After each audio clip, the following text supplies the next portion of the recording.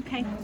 Okay, so the importance of sex education. Before I start, I have a quick question.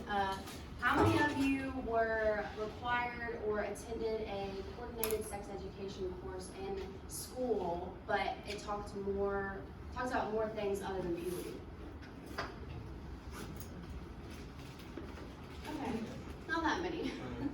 Okay, so sex education is important because most everyone's gonna have sex. Most everybody. And when we do, we need to know the ins and outs of sex in order to be safe and ultimately, I guess, have fun. In grades K through 12 in the United States, only 42% of states require teachings of healthy sexual or romantic relationships. 54% required content on sexual violence, and a third required content specific to sexual consent. And y'all might not be able to tell this from this slide, but this is basically saying that more than half of the United States is teaching abstinence in their schools, and as teachers, and my main point is, as teachers, administration, faculty, parents, and anyone that's in the position to shape the minds of our youth, I think it's important to understand that not everyone is going to remain abstinent, and we need to acknowledge that and adapt accordingly. So I'm going to get into first talking about schools that teach abstinence and like the statistics of that, and then I'm going to go into geographical correlations and those that do teach it and those that don't teach it and they go with sex education. So 74% of states recommend abstinence or abstinence until marriage to be stressed to their students. So if you don't know, abstinence is the practice of refraining from sexual activity or sexual intercourse until marriage. So we have 50 states. 23 of these states have policies that require teaching of contraceptive methods, and only 19 of the 23 actually take part in practicing and teaching these methods. This means that only a quarter of the United States requires students to learn the pros and cons and effectiveness of contraceptive methods. This is just contraceptive methods. This doesn't go into any other detail about the ins and outs of sex, like how to do it, how to use them, and just like consent or what abuse is and other things that go into sex education. So, working to institutionalize sex education, or the WISE initiative, this is a privately funded organization that works with willing public city schools or public districts that are ready to include sex education into their curriculum. The WISE initiative has a curriculum that consists of what sex is, how to do it, how not to do it, the anatomy of your reproductive system and like how it works in your reproductive organs, what is consent, what is not consent, abuse, contraceptive methods, STDs, what they are, how to prevent them, and then also communication methods for before, during, and after, and also talking about like relief and emotional support groups throughout the district and the communities. The schools that accepted the WISE initiative were lower income schools. The higher income schools and religious-based schools rejected the initiative because they were abstinence-based.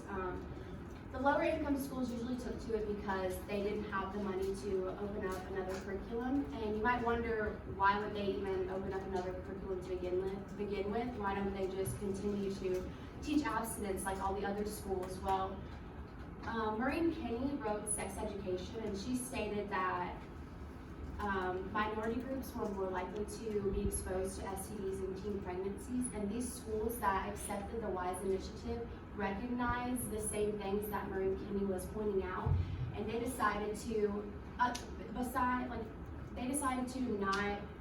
discourage the kids and try and completely stop everything together. They acknowledged the fact that these kids are going to do what they're going to do, and instead of telling them to stop while you're not acknowledging it, they decided to accept the WISE initiative and teach them how to do things properly. And ultimately, it decreased the teen pregnancy rates in the school's district throughout the years, and then it also decreased the STD epidemic that they had going on. So that was very, very cool. But kids having unprotected sex due to poor education or unknowing isn't just a minority issue. It's a nationwide issue that needs to be addressed and that we need to acknowledge and educate on in order to prepare and prevent the issues that we are so worried about. So, let's have the sex talk. Sex is scary, and I completely understand and agree with reasons why parents, teachers, and administrators want to withhold information about sex because it's a scary thing. A lot of things go with it. It opens up many doors. But it's hard to explain to someone that a penis and a vagina make life. They cause pain and they bring pleasure on one thing. And it's really hard to explain that to somebody when all they knew about their reproductive organs was that they went to the bathroom with it. Or just like you use your eyes to see or use your legs to walk. That's all that they knew about it. So explaining to someone that, oh, this is actually more than what we told you it was, so there's a lot more to go with it. But in addition to all the stuff that you're fixing to learn, this can actually cause you great pain. It can create life, and you can get a disease too, or you can have a really good time with it, but it's fine. There's a lot of stuff that goes with it, but you're just gonna get a lot of information. And that's really hard for people to take in and deal with. And when you introduce this stuff to people, it opens up a lot of doors for things that can happen. But this isn't the effects of it don't have to be degrading. They aren't. Sex doesn't have to be bad. You just have to be educated. You have to know what you're doing. And being taught how to do things is always beneficial. So in my school, we weren't taught sex education. If you talked about sex, you were given a lecture on how inappropriate it was. But in the hallways and in the locker rooms, that was the main topic. Anything that was provocative or arousing, it sparked conversation. And if you knew something about sex or you had something interesting to put in, people took to you. And when people take to you, it makes you feel really, really good. Fitting in makes you feel really good.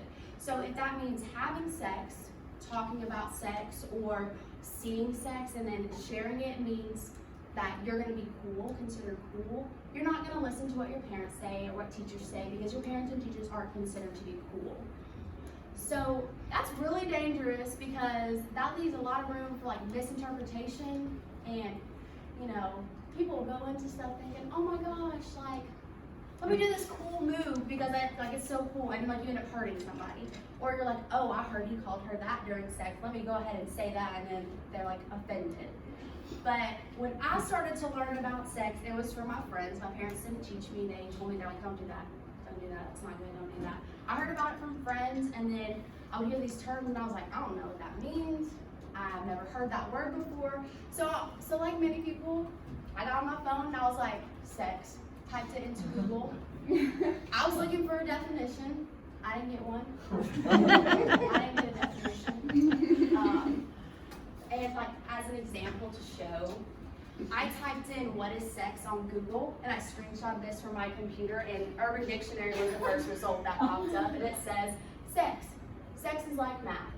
You add the bed, subtract the clothes, divide the legs, and pray you don't multiply.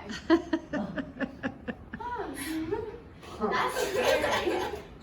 People, and this is kind of just if you aren't educated and you don't know all that goes into it, it's funny and comedic now, but you go into it and you don't think about the stuff that's going into it.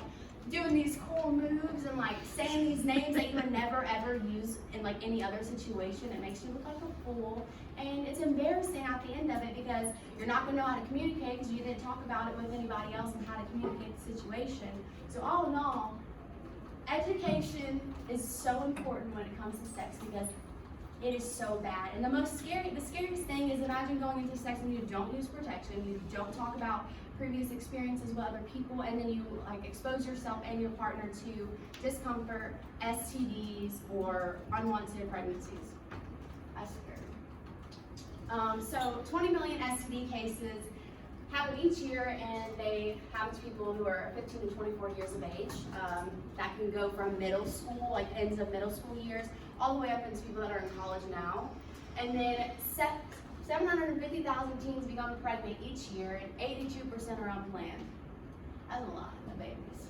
So I'm not going to get into the controversial topics of it, but unplanned pregnancies lead to a lot of things and make decisions very, very hard for people to do, and that adds to the factors that you have to tie in when you aren't educated, when you don't practice things in the right way that you're supposed to. The means of decreasing the negative outcomes from sex by promoting abstinence and ignoring sex altogether is dangerous and not helpful and not beneficial. I'm not advocating the importance of sex education because I'm saying everyone should go out and have sex. I'm not advocating the importance of sex education because I'm trying to scare people out of having sex. I'm advocating the importance of sex education because everyone is going to do it at least once in their life. And if you don't, you're going to hear about it and you're going to be exposed to a situation that sexual activities are going to happen, regardless of where you are. And the benefits of sex education is you can recognize the situation when you're put in it. You can consent. You can not consent. You know how to say no. You know how to communicate properly. And if you do decide to take part in action, you know preventative methods. You know the risk and outcomes that can lead to STDs or unwanted pregnancies and anything like that. So sex education is very, very, very important, and I think all of us should advocate for it and like shut down any rumors that you hear. Because I mean, I don't know actually about all y'all. I don't want to assume, but sex education is very important for the well-being and the future of our society, especially for our youth, because 50% of the United States doesn't teach about sex education, and kids go into it, like me, go into the world not knowing what it is and have to Google and see weird things on the internet. So sex education is very important, and I am a strong advocate of it, and so thank you.